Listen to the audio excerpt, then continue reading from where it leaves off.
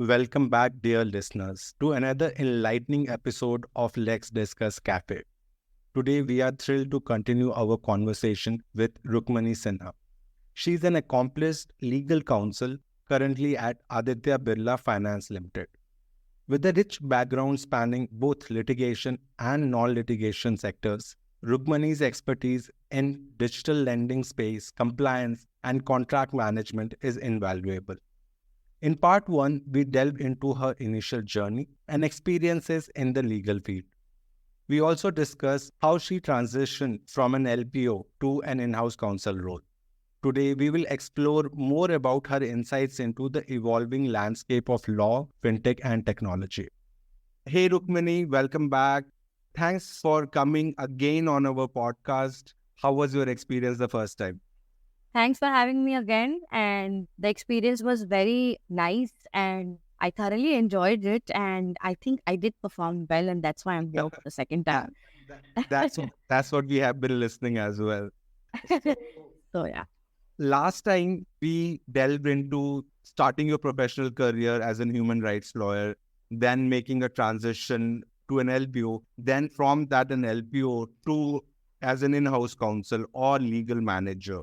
Now, in this podcast, I want to go more deeper into your work as an in-house counsel. So my first question is, in your opinion, in your broad experience part, what is the most important job of an in-house counsel? The most important job of an in house counsel starts with knowing the products, line of businesses, and services that the organization is catering to.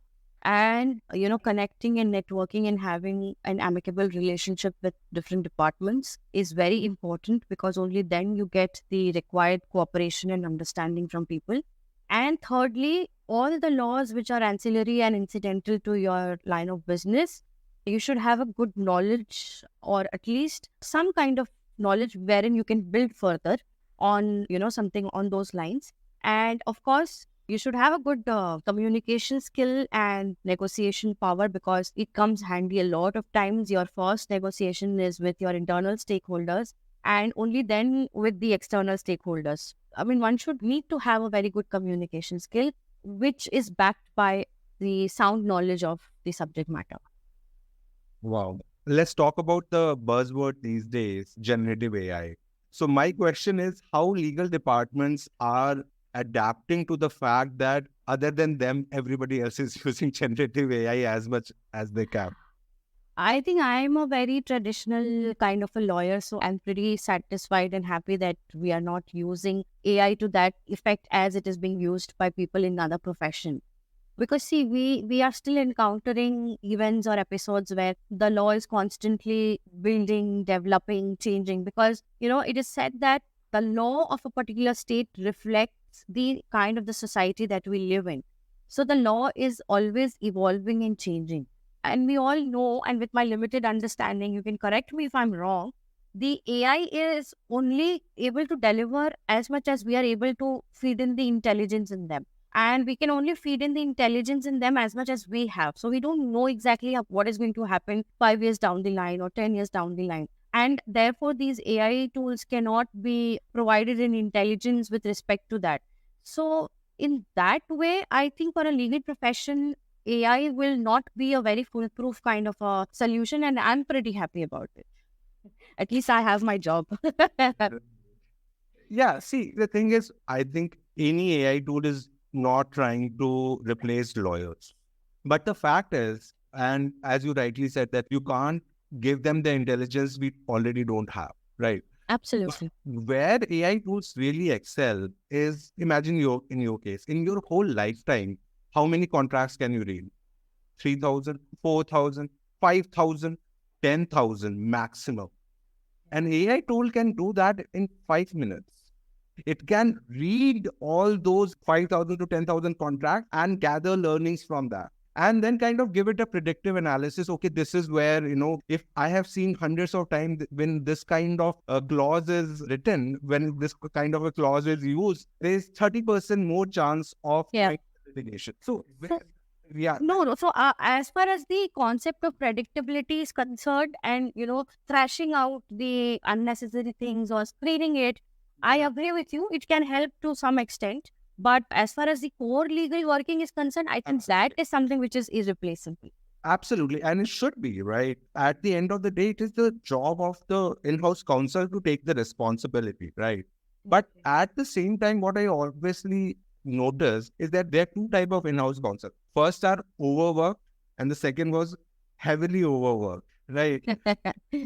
So when you have so many things to take care of, I have heard stories where in-house counsels consultation has been sought for drafting simple letters, right? So when every other department is pulling legal department in so many ways, right? So what I feel is that, the mundane work should be delegated so that the human mind is preserved or saved for more strategic work or more high impact issue, right? Like a confidentiality clause, even though we heavily debate, and in certain cases, it can lead to disastrous efforts. But there's certain clauses which are not that important for the contract. So why let the human mind be, wasted on such things? Okay, so I would say that I partly agree with you, Yeah. but partly I will have another opinion. So the thing is that AI can be handy when, as you said, that we have to just, screen or thrash out the details or things which is not essential for a contract. But Right. I think, and somebody once told me that, law is the ordinary prudence of an ordinary man. Yeah. So apart from generating or feeding the AI tools with the intelligence, I think as an in-house counsel we are also educating the people in different other departments. So a lot of times the basic work in a draft which they can just ordinarily do or make. I mean, these people are making an effort to do that, and I mean, it's not just educating the AI but also educating the people working around you. And I mean, yes, artificial intelligence is being used now in respect of the contract lifecycle management tools, where basic annotation and highlighting the clauses which has been fed in a certain way with them is helping it out in some way or the other. So yeah, I mean, partly I agree that there could be certain work which can be undertaken by these tools depending on what kind of intelligence we feed in them, and remaining can be done by the council. I think it's just a hit and trial method again. So we are Absolutely. also evolving, so we should adapt and evolve with the same. Absolutely. So, you spoke about training the other people around you. So, in your experience, what is one thing you want other departments or other people around you to know that has been really hard for you to, teach people around you? See, I think in a contract, basic things that I would expect my business people or people from other departments to really take care of is the commercials, because we are not involved in the commercial discussions. So we really don't know what are the kind of numbers that they agree to. So before they actually send us the document, if they can provide us with a product note or the points of agreements on a commercial standpoint, so that when we see clauses built around that, we don't have to go back and forth to our business people and they don't have to come back to us. At one point in time, we can just read it through the note, understand it from there, and just finish it off and send it to them. So that sort of lessens the burden, and it also ensures that the drafts can be shared with them in an effective and a short term. So that is one kind of a learning or understanding I would actually expect, and I expect from our other counterparts, and I always try to ensure that. Second thing is, when certain basic comments are given, this shouldn't be sounding offending to other department people, but a lot of times we are given the reason that this is a legal language we don't understand. So I feel that it is very important for people in other departments to get out of that, mental understanding or that kind of apprehension that there is something like a legal English. We are not pronouncing judgments in Privy Council, and we're not practicing in the King's Court. Even then, there is nothing called as a legal language. Everything is in plain English. If there is anything which is supposed to be very technical from a legal standpoint, of course, we are there to help them and to make them understand. But a lot of things which they can deal on their own, because it's simple language, let's just try not to complicate that by merely stating that it's a legal language. So yeah, that's my. I would like to argue on behalf of those people. Everything is not in simple language, to be honest. Right? No, I agree. I agree. But out of that 100%, there would be at least 30% or Yeah, 25% wherein you should not be stating that it is legal English. I mean, I know people are absolutely. very scared and apprehensive of touching a legal document because of the repercussions that it brings. But slowly and steadily, when we try to educate and build that confidence in those people, they should also take the initiative of not quoting them as legal English or legal language. Absolutely. One of the things that I often hear from in-house counsels is we can't just remain in the legal silo, right? We have to understand the business as well. Absolutely. But I feel I have rarely seen any manager, sales manager, or head of other departments who are saying that we can't remain in our silo, right? And we have to understand the law as well. I know a lot of salespeople who understand contracts really well, but they are in minority. And the problem that you're sharing is very common. In fact, one of the tool that I'm working on is called Legal Front Desk for in-house counsels, because like you, a lot of in-house counsels have been inundated by trivial and non-consequential legal questions, right? Yeah. So that legal front desk, what it does, it actually filters out those things. So whatever is coming in, it will see if it is a minor issue, if it is a little complicated issue. So Mm. it will filter out those things. It will create an answer and send it to the in-house counsel or their junior for just the final approval. So they'll just have a look at it, because even though these questions are simple, but Mm. every question is different, right? Absolutely. And in order to make other people understand about the general law, you have to speak their language. So that's a very common problem that we see in in-house counsels. And they'll tell you that this is still to a lesser extent here in India. If you speak to US counsels, there everything is legal. Like, law is so much complicated. I know a friend who has been sued. He's a founder of a startup. He was interviewing this person. He was sued because he asked too much personal questions. Right. So this is again a very common thing, right? So in India, we are very used to asking, right? Okay, who is at your home? What is, but in US, you can be sued for these stuff. Yeah, because it's breach of privacy. Right. And I think we are also slowly and steadily As a building ground of on that trend. discrimination, as a ground. Yeah, yeah. And also breach of privacy because you're just trying to intrude into the personal space of the person. Right. Moving on to the next question. Any particular regulation or compliance that is specific to financial industry that you have noticed? Lot of compliances and regulations for financial industry. I mean, one of them is a very basic one, which is related to outsourcing of financial services by the regulated entities. It is a circular by RBI. And I think RBI is very, very aggressively coming out with regulations, changes, and actions on various kind of organizations. So high time for financial institutions to be really wary of what they're doing and what they're not Right. doing. Absolutely. And financial industry is very important, right? People are sharing so many important stuff like their, identity proofs and number of. It's a good thing that RBI is pushing for these regulations. And we Yeah. have recently seen what happened in the Paytm case, right? So how can young startups who have a very small team ensure that they are complying with these regulations?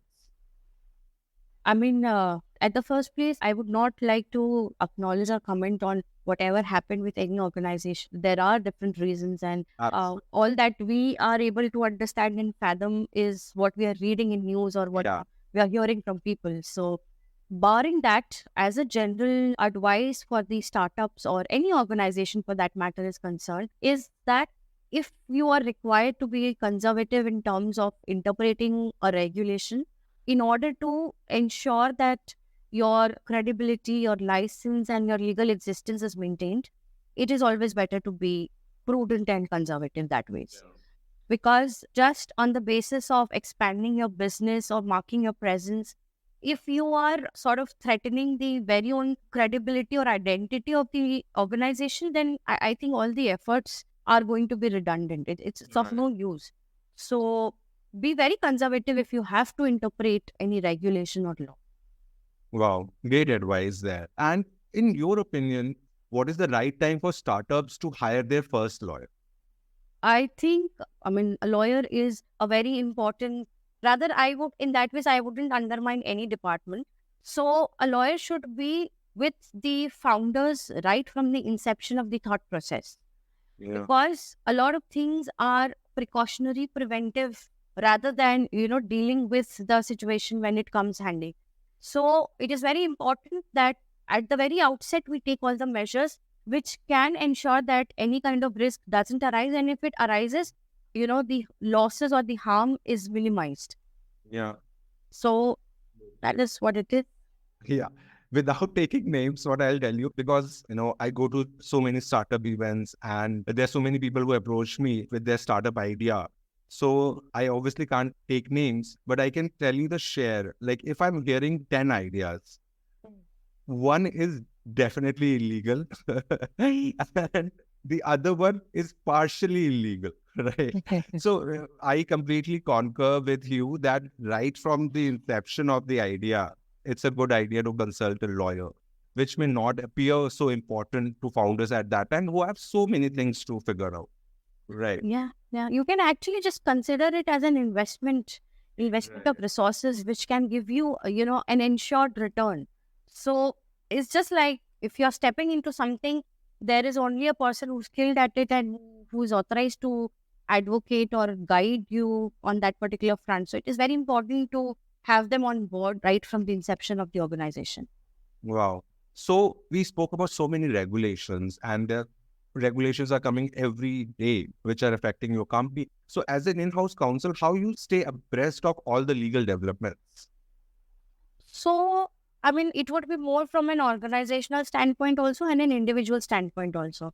Yeah. So, in the organizations, I think there are teams who, on a regular basis, keep on updating about the regulations or the changes in the regulations.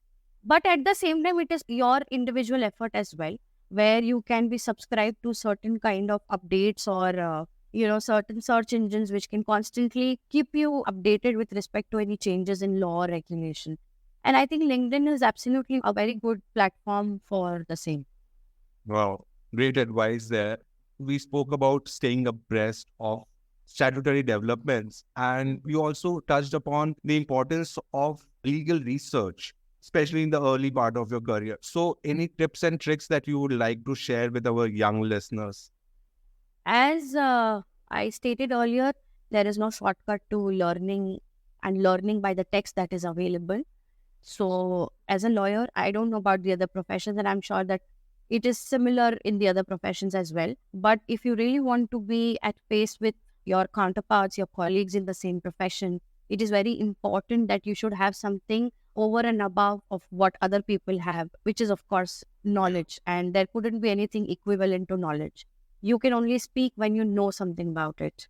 Otherwise, you're just beating around the bush, honestly.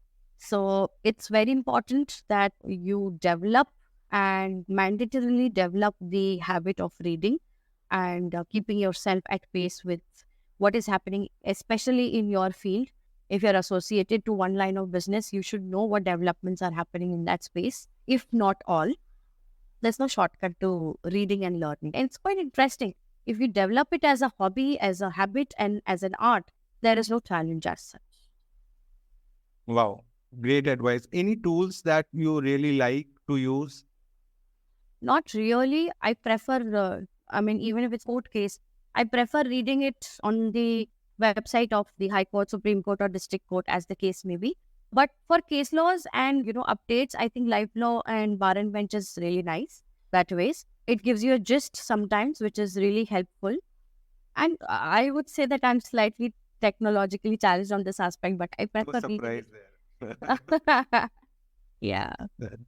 No worries there. So, yeah, it's the time for rapid fire round again. So, my first question is, if you could use only one law for the rest of your career, what would it be? Constitutional law. Okay, great insightful answer there. The next question is, if animals could sue, which species do you think would be most litigious? Dog. Yeah. How can you leave me at home? Yeah. What's your favorite legal TV show or drama or movie for that?